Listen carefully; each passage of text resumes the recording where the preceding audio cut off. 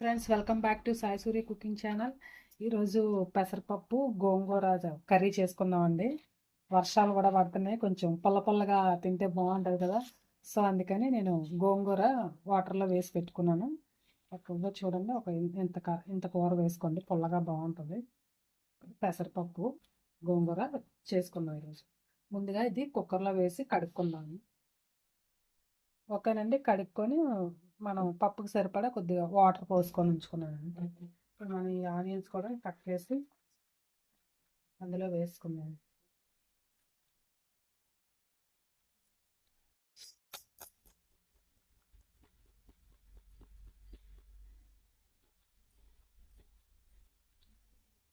వర్షాలు కదండి, ఇంకా ప్రతిరోజు ఇంకా ఏముంటాయి, ఇంకా పప్పు కాయగూరలు ఏవో ఒకటి అలా వండుతూనే ఉంటాం కదా. అందుకని ఈరోజు ఇంకొకటి పప్పు కాకుండా గోంగూర చాలా రోజులు అయింది చేసి, అందుకని పప్పు గోంగూర చేద్దామని. ఓకేనండి, ఇవి వేసేసుకుందాం. ఒక 3 పచ్చిమిరపకాయలు వేసుకోండి, అంటే గోంగూర కదా కొంచెం పుల్లగానే ఉండాలి కాబట్టి. ఇవన్నీ కూడా ఇందులో వేసుకున్నాను. ఇలా కడిగి పెట్టుకున్నాను కదా, ఇందులో వేసుకు. అలాగే కొద్దిగా కారం కూడా వేసుకుందాం అండి. ఉడికేటప్పుడే కుక్కర్ పెట్టేస్తాం కదా,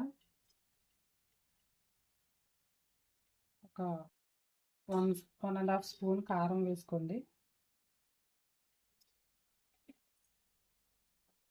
నెక్స్ట్ కొద్దిగా పసుపు వేసుకోండి, ఒక 1/2 స్పూన్ అంత పసుపు.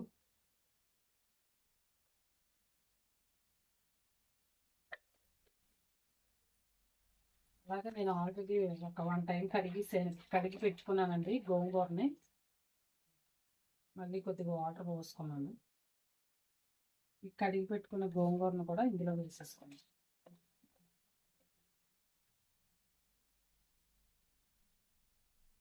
ఓకే అండి, ఇంకా మొత్తం వేసేసుకున్నాం కదా. ఇప్పుడు మనం కుక్కర్ పెట్టేసుకుంటాం అండి, విజిల్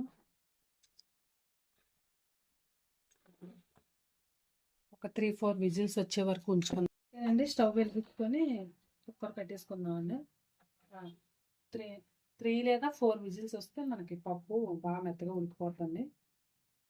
ఓకేనండి, 4 విజిల్స్ వచ్చే వరకు ఉంచుకున్నాం కదా. పప్పు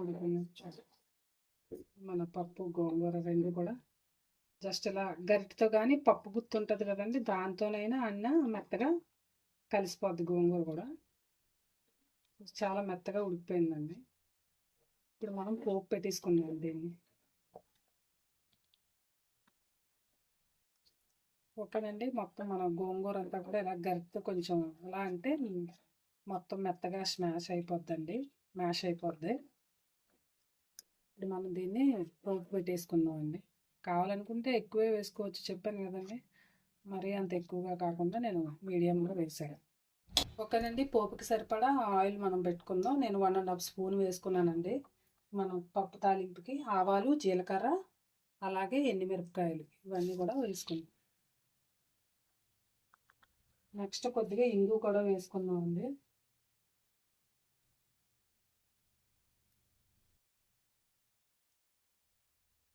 పప్పులోకి ఇంగు వేసుకుంటే టేస్ట్ బాగుంటుంది కదండి.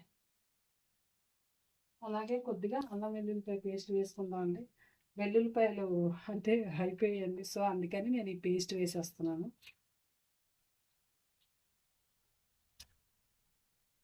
అంటే లేదు అంటే నేను కేవలం వెల్లుల్లిపాయలే ఎక్కువ వేస్తానండి పప్పు అయితే.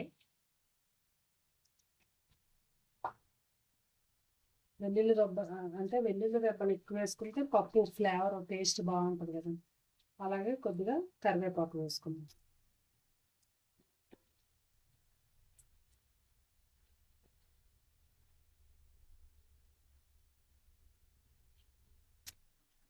ఈ పోపు అంతా కూడా మనం బాగా వేయించుకుంటే మంచి రుచి వస్తుందండి పప్పుకి. తాలింపులోనే ఉంది కదండి టేస్ట్. మన మిరపకాయలు కూడా బాగా వేగాయి కదా.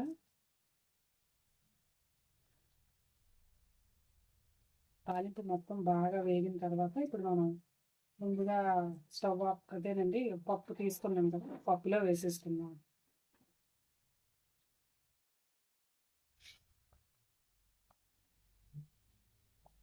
అలాగే ఇప్పుడు ఈ పప్పులో మనం కొద్దిగా ఉప్పు కూడా వేసుకున్నాం. ఉప్పు వేసుకోలేదు కదా.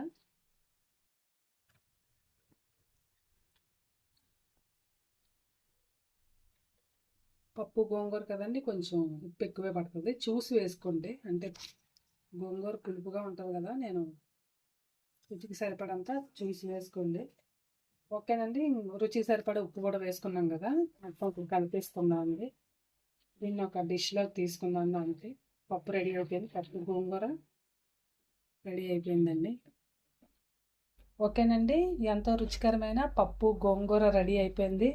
మీరు కూడా ట్రై చేయండి. ట్రై చేసి టేస్ట్ చేసి మీ ఫ్రెండ్స్కి కూడా షేర్ చేయండి. నచ్చితే కనుక ఒక కామెంట్ కూడా పెట్టండి. Please like and subscribe my channel. Bye friends, మళ్ళీ నెక్స్ట్ వీడియోలో ఇంకో వంటతో కలుద్దాం.